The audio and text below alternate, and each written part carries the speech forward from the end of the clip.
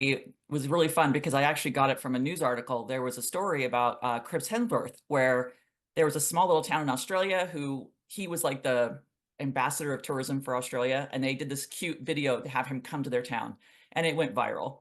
And so, he didn't go, but he did see it on Instagram and said, "Hey, someday I'll stop by." But they kind of accomplished their goal, right? They got a lot of people in, and so of course your little author brain starts working. How can I take that story? What if he goes to the town and he's single and he needs to repair his reputation? And this is a chance to do that. This little small town in Ohio.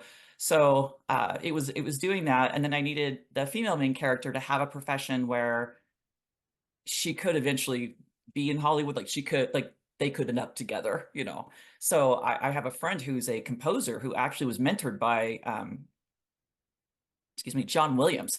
And I thought, that's pretty cool. So I relied on her a lot, but that was a fun character to write, fun backdrop for it. But that's kind of how I picked that one. My very first series that I published nationally was about a royal family in a country that I'd made up.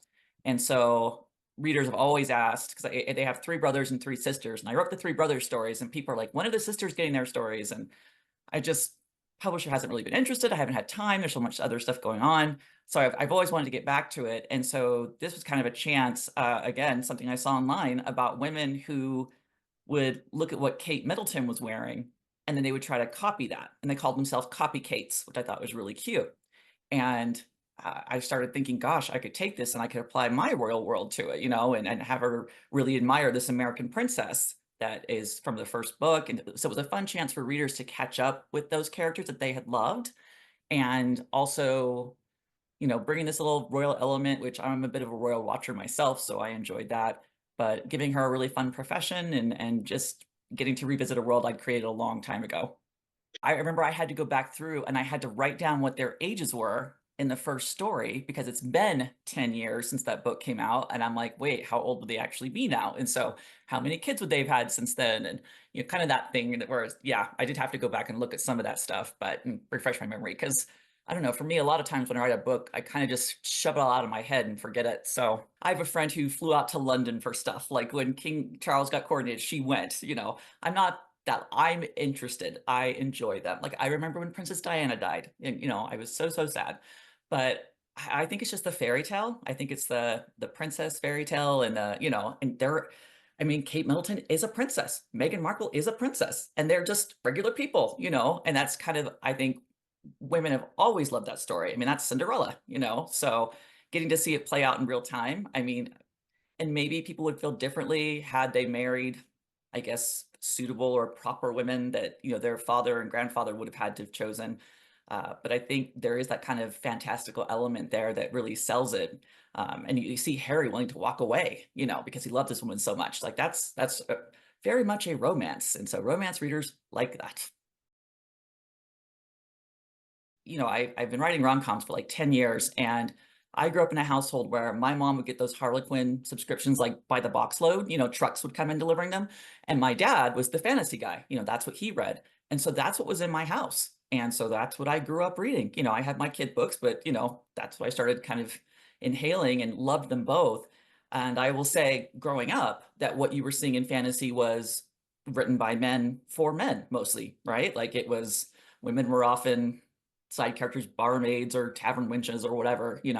Uh, and when there was a romance, it kind of was like, well, you're hot and I'm hot and now we're in love. I'm like, wait, where's all the fun stuff? They touch hands for the first time and they make eye contact. Like, I want to see that stuff.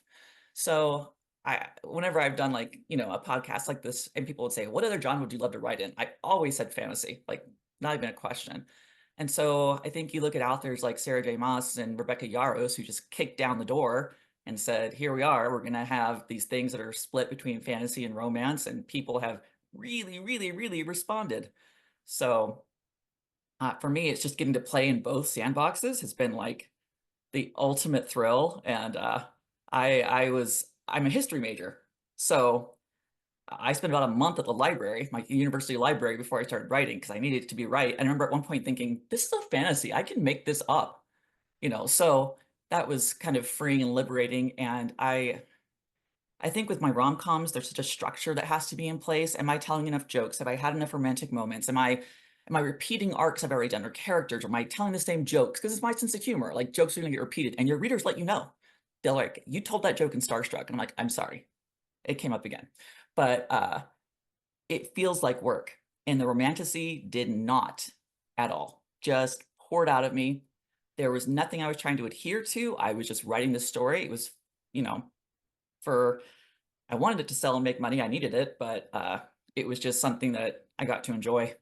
The title is A Tribute of Fire, and the story where it comes from is I was writing The Seat Filler, one of my rom-coms, and I wanted to write a line about Cassandra from Greek mythology, and I wasn't sure I was using the reference correctly, that she was the prophetess who saw the future, but no one ever believed her. And I went to the Wikipedia entry and was reading about her, and I'm like, whatever happened to Cassandra? And so I started reading what happened to her after the Trojan War, and essentially she ran to Athena's temple for sanctuary. She was assaulted by a man, and Athena was furious and came out and said, punish him. And Greeks were like, well, what do you want us to do? And as a result, she then destroyed half the fleet and put the rest of them off course, which is where we get the Odyssey from. And she did eventually kill this guy with Poseidon's help, but as recompense, she demanded that 2 maidens from his nation be sent to serve in her temple every year. And then there was a line, but only if they made it there alive. And I'm like, what is this? How have I never heard of this? I love Greek mythology. This is very strange. And so I started looking it up, and it's about the Locrian maidens.